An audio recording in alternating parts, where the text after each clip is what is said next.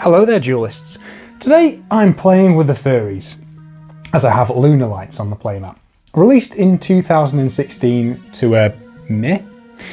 In fact, in shining victories on the very playmat from this profile. It took till 2020 and the release of Y-Strix for Lunalight to see competitive play. I've been dancing with these devils since this very sneak peek. Through the highs and the lows. Even though they are getting on a bit, I think the deck still has a spring in its step. So let's put on those dancing shoes and get into the profile.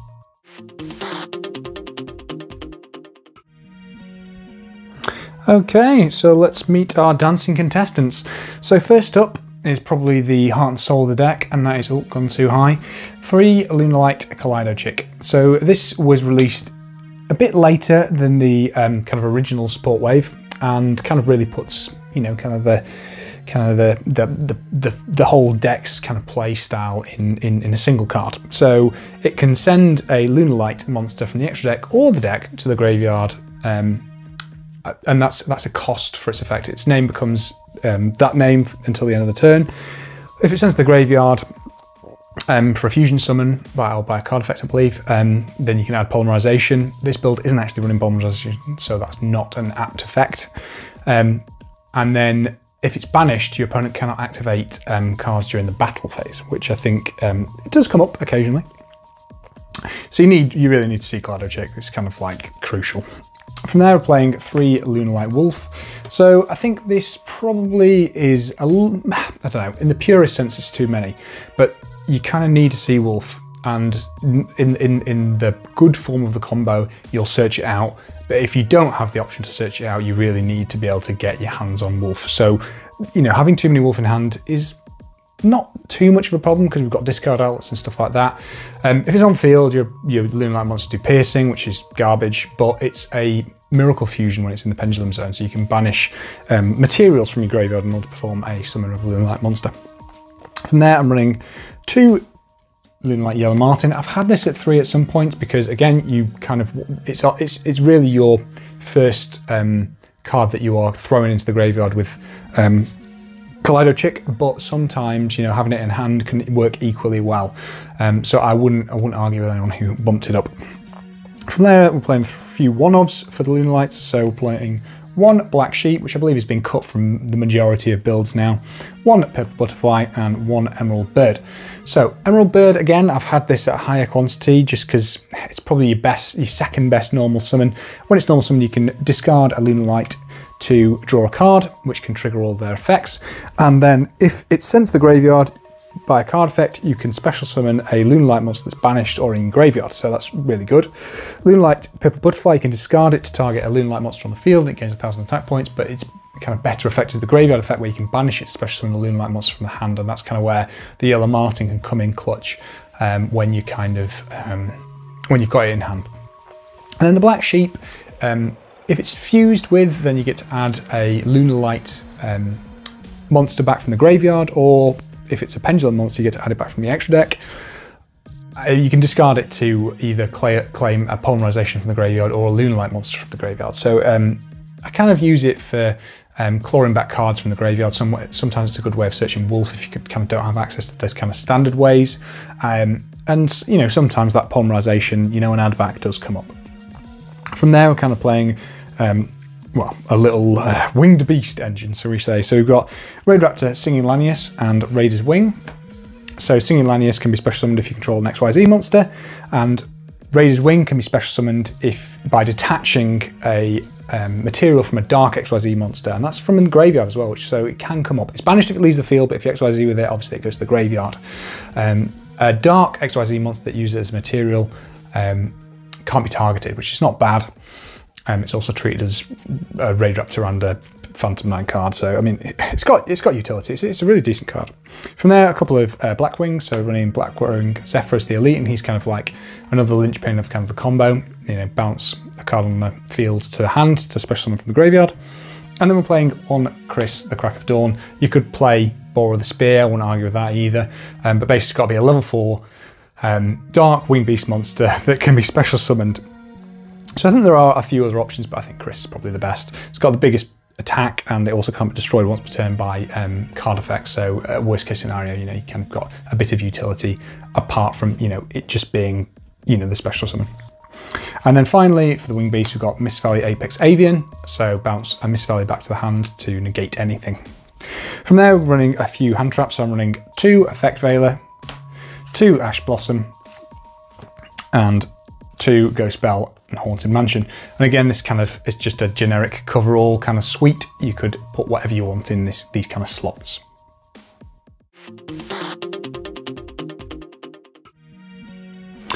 Okay, so onto the spells and traps. So I'm running 3 Lunalight Perfume. Again, super high. Nailing it. So unfortunately, this is Lunar Space Light, which means it can't be searched by Yellow Marten's effect. So Yellow Marten, if it's sent to the graveyard, you can add a Lunalight spell trap from your deck to your hand, which is, you know, really, really good, but can't search this. The downside is that this is also kind of a crux card, and the cards that you really want to see in kind of your opening combo are Perfume and Kaleido Chick, and then you've kind of got full combo. So it's a monster reborn for a Lunalight monster, and then when it's in the graveyard, you can discard a card to add a Lunalight monster from your deck to your hand. And it's not once per turn, which is brutally good in this day and age. So yeah, really, really great card. You want to see it every duel. From there, we're running 3 Fire Formation Tenki, which I want to be honest, I think it's probably up for the old limited list, but we'll see how we get on. So yeah, you know, your standard add Beast Warrior from your deck to your hand. Kaleido Chick is almost always the target, but sometimes, you know, on the rare occasion, you kind of might need a Black Sheep to, you know, recur a Wolf or something like that. And then finally for the 3 elves, we're playing 3 Foolish Burial Goods. Again, I know that some people don't like playing 3, you know, kind of hard once per turn effects, but I think Foolish Burial Goods is crux because it gives you access to that, to a couple of graveyard Lunalight cards. So, you know, Perfume being one of them, where you could search or special summon. So it's just a great card, and having multiples in hand isn't so bad because as soon as you've got 1 Foolish Burial Goods, you know that the other one could be used as the discard outlet for the other, assuming you've got no better targets. From there, we're playing a couple of Allure of Darkness. Again, I wouldn't argue for anyone for taking this out or replacing it for something else, some of the dual power, but you kind of got to churn through some cards. If you don't see Kaleido Chick, it can be a real problem.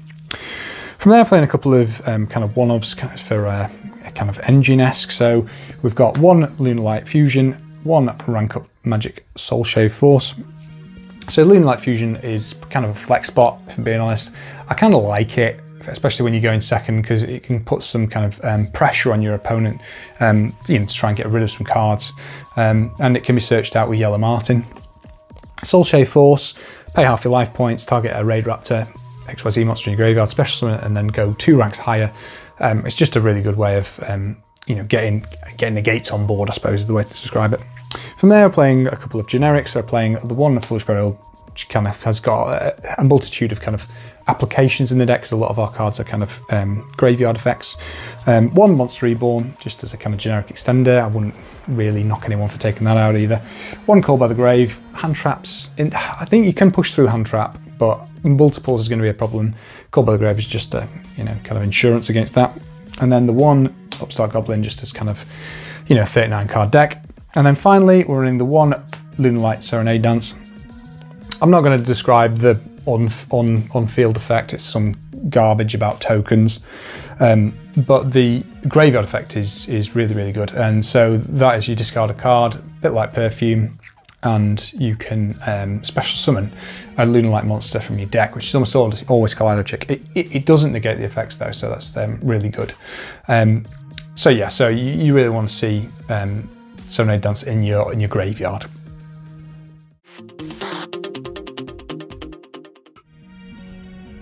Okay, and then finally onto the extra deck. So the extra deck's pretty tight. I really struggle to, you know, claw back space from this.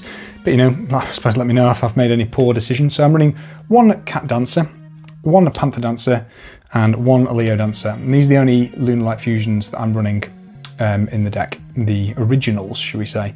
Saber Dancer is obviously really good, but I just can't really find space, and it doesn't tend to come up that often. Cat Dancer is any 2 Lunalight monsters, Panther Dancer is Cat Dancer and another Lunalight monster, and Leo Dancer is Panther Dancer, another 2 Lunalight monsters.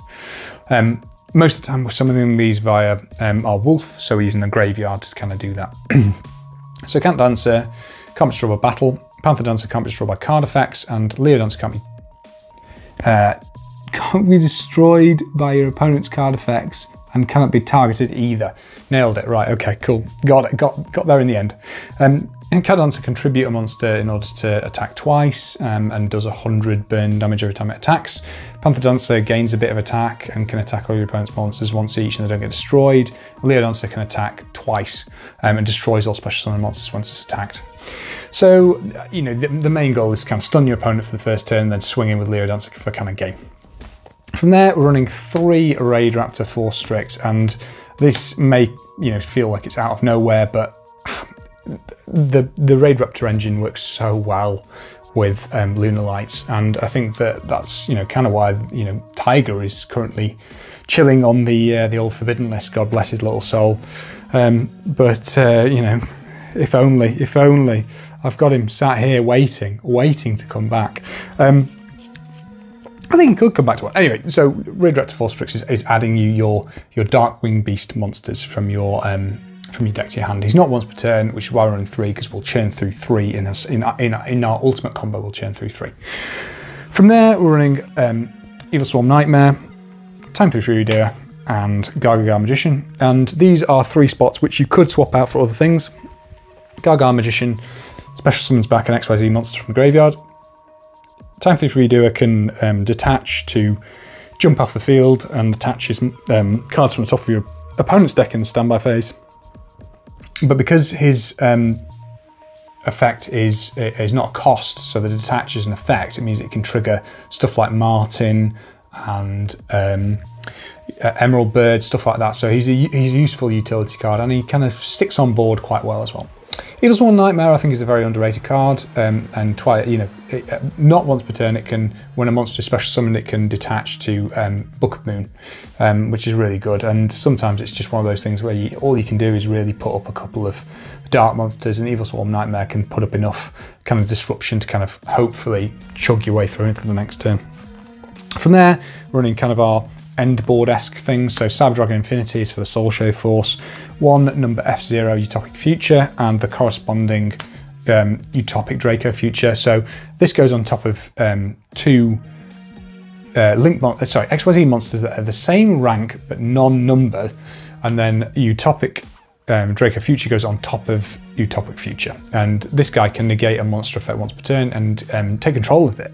Which works quite well with Cyber Dragon Infinity if you've got both of them on board, because the Cyber Dragon Infinity can then suck up that monster. From there, we're running 3 Link monsters. I really wish we had more slots for this, but Raidraptor Y-Strix, so when it's summoned, it can special summon a Darkwing Beast level 4 from the deck, and then if you activate the effect of a Dark XYZ monster that it points to, you get to set a rank up magic from your deck. Then we're running 1 Smurg, the Bird of Serenity. So this guy's, you know, kind of your end piece and the way to put on your Miss Valley Apex Avian in the end phase. And then finally we're running 1 Appaloosa Bow the Goddess. I don't tend to go to this that often, but I think that it's quite a good follow-up for following turns, and you can definitely pivot into Appaloosa rather than Smurg should you be facing a kind of monster heavy matchup.